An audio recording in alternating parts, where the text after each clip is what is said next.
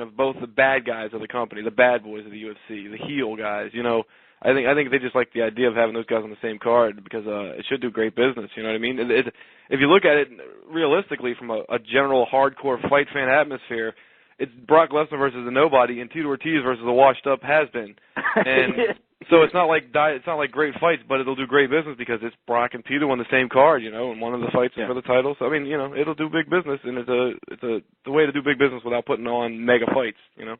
Yeah, okay. And another question is, I remember about Lashley, it's kind of MMA. You know, he's trying to do all this wrestling baloney. Do you think he should quit all this wrestling crap and just be 100%, concerned about MMA only, and then watch his way to UFC? No, he should do both right now. I mean, until he gets to UFC, then he's going to have to stop wrestling. But for now, it's no different than some guys have to keep their. I mean, when you're fighting on local shows, you got to keep your day job. It doesn't mean in the UFC, there's guys that make $3,000 for a fight. You know, at the Strikeforce show, Gegard Mousasi, he was in the semi-main event. He beat Wabaloo by knockout, undefeated guy, very top fighter. He made $2,000 for that fight, and that's on Showtime. That's the second biggest company. UFC guys make $3,000-$4,000 if you're not a top guy. That's not enough to live off of. I mean, training expenses alone kill you. I mean, you also got the sponsorship money, but I mean, a lot of people keep their day jobs, and Bobby Lashley's day job just happens to be pro wrestling. You know, I mean, there's the injury threat, but he's not wrestling yet. And when he does, I'm sure he won't take many big chances, and they'll have him do matches very few and far in between. So it's a way to make a lot of money. It's a way to increase your star power. I mean, he's staying on TV every week. He's staying in the news. He's staying in the media. He's staying in the spotlight. So it just helps him with his fight status. You know, he's a bigger star now. Yeah, and I remember that they said one of the people they wanted him to fight was Tank Abbott. Now, Tank is old, but he hits hard. Like in his prime, he can knock people out with one-punch knockouts. And he's got a name. Huh? And he's got a name, so yeah. Yeah. So do you think that Tank would have had a chance if these two were old and washed up? Lashley would have probably threw him down and choked him out. Lashley would do him, but Tank, I mean, if he landed a big-ass punch, you know, anything could happen, but he wouldn't. So, you know, you wouldn't have to worry about him losing to Tank Abbott. All right. Well, thanks, Matt, and thank you too, Mr. Ryan, and you guys are great. And thanks, both of you. Thank you. All right, buddy, take it easy, man. I appreciate the phone call. Let me do some chat shout-outs before I forget about them, and then we're going to run down a little bit of news and the UFC 102 main event for this Saturday night. In the live chat room tonight, we have Colm Gillespie. I think I got that right this time. Y2J62, DJ Lewis, 2K5, DJ Thriller's in there, Dynamite J, Evil Brady is in there, Finals 456. Who else? Jericho 133, Lil Wayne 20, Outlaws, Shaman of Sexy, Super Ultimate Fanatic, The Kendrick, WWE Raw Fan, Undertaker and Kane, The Kendrick, did I say that one yet? Z1, 666. Phantom 221, Smooth Operator, we got them all. The Kendrick, I think you said that one. Undertaker and Kane fan, I don't know. And it's a great honor to have guest 206 in there. I mean, he took the time out of his busy schedule to join the chat room. I mean, you know he can't type, right? You know, no, he can't. Guys, you heard me say that. For all you guys that are under guest usernames, go to TalkShoe.com. You can register. Actually, you don't have to. If you're in the chat as a guest right now, if you just look right where you're supposed to type, it'll say click here to register your user, and just click that link, and all you have to do is fill in a username, fill in a password, hit enter, and then log back in. That's it. There you go, WZROnline.com /chat. That does it. I'm not going to give out the live phone number. Let's get to some quick news and notes, and then we're going to talk about UFC 102 this Saturday night, and then we're going to get the hell out of here. Let's, what do we got for news? We had Bryan Danielson. Let's talk about him. All right. So he announced, what was it? I believe it was Sunday night. Yeah, right after SummerSlam. ROHWrestling.com announced on their website that he had signed a principal contract with WWE. He's going to finish up his dates with Ring of Honor and Dragon Gate USA. The Ring of Honor is building it up as the final countdown tour for Bryan Danielson. For you Ring of Honor fans, you guys know that he comes out to the final countdown. That's his theme song. Does he? That Europe song? Yeah. He comes out to that? Final countdown. So, this is his farewell tour is what they're calling it. The problem with this is... He's like the it guy in ROH, right? He's the guy, right? Well, I compare him to, not wrestling style, but his look.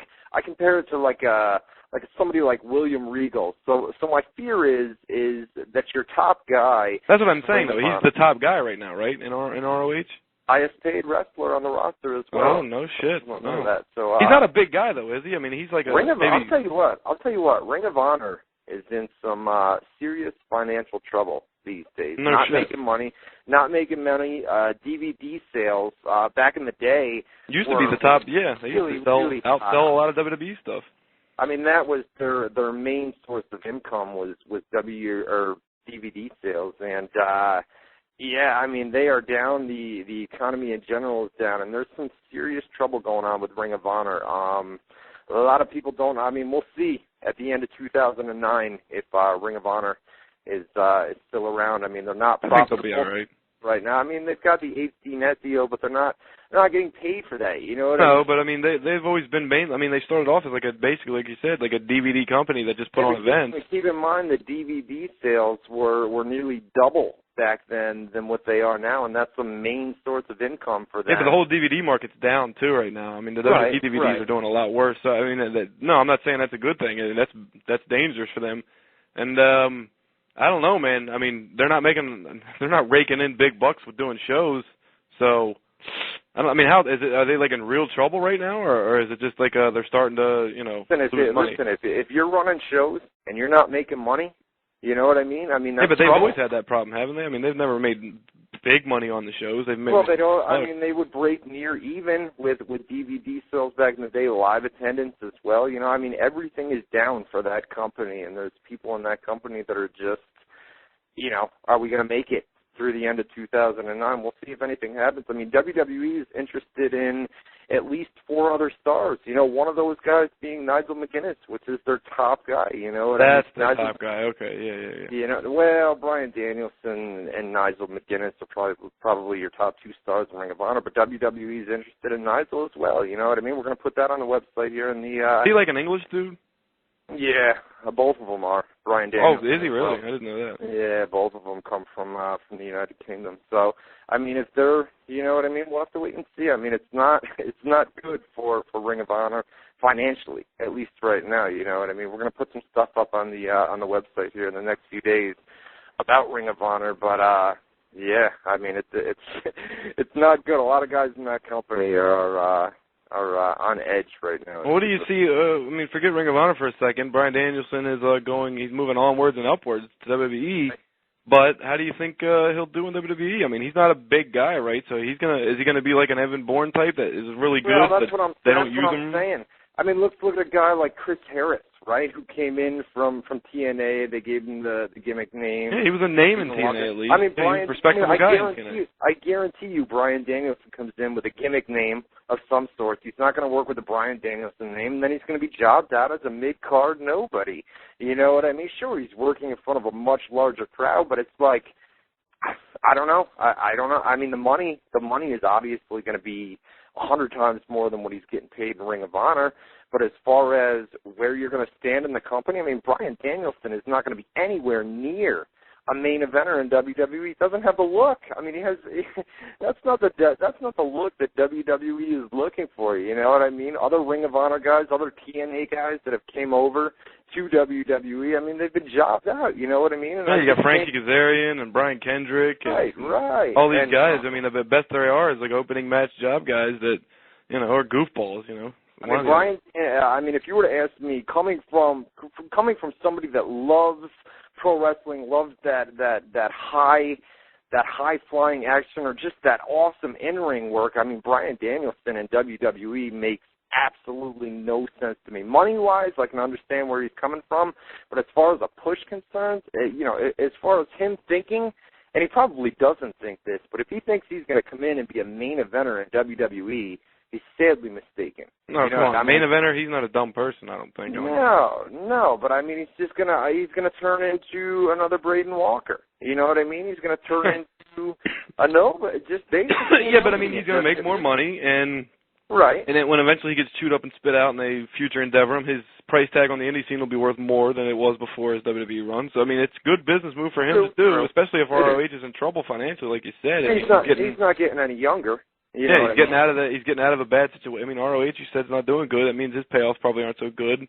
Well, so, that probably has something to do with it, with a lot of guys on Ring of Honor right now worried. Yeah, it's kind of like when ECW was going under. Eventually, the guys just started saying, "Screw it, man. We got to make money. We got to feed our families. Right. Let's move out of here."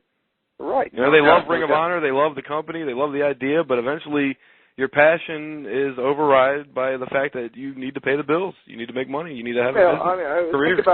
Think about it from Bryan Danielson's aspect. You know what I mean? Where he's thinking Ring of Honor is in a bad financial state right now. I'm one of their highest paid guys. I am their highest paid guy on the roster. You know what I mean? He's thinking financial troubles.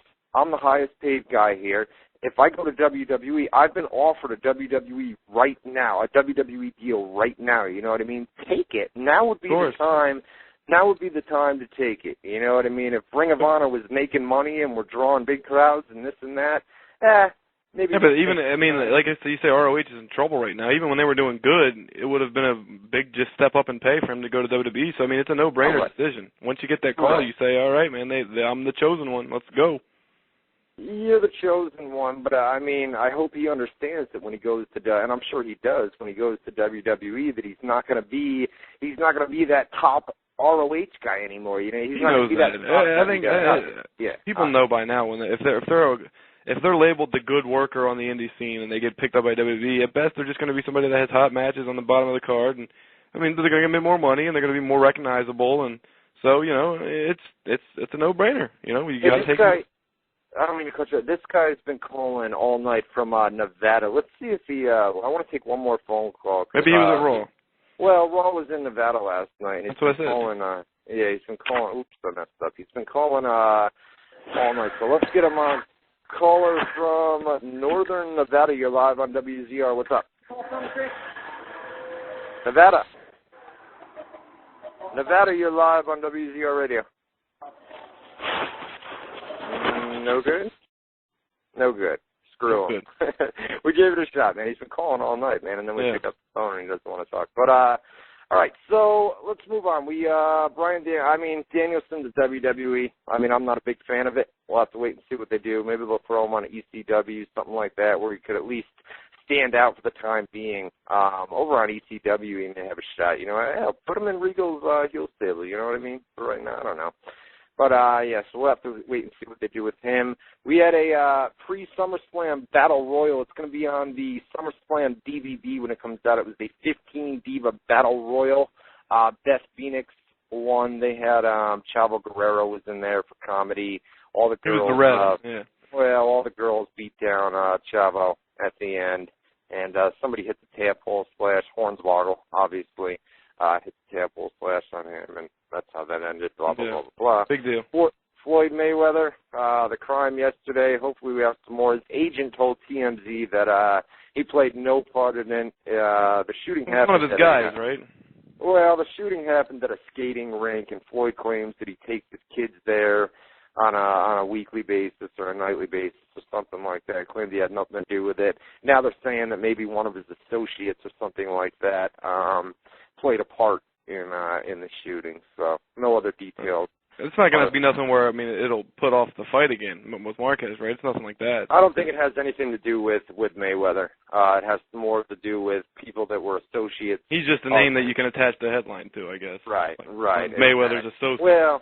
Well, they searched his house as well, you know what I mean? So, I mean, they were looking into him as well, but I don't think they found anything, at least according to the Associated Press article that came out yesterday. There was an article in the Los Angeles Times about Vince talking about launching his own TV network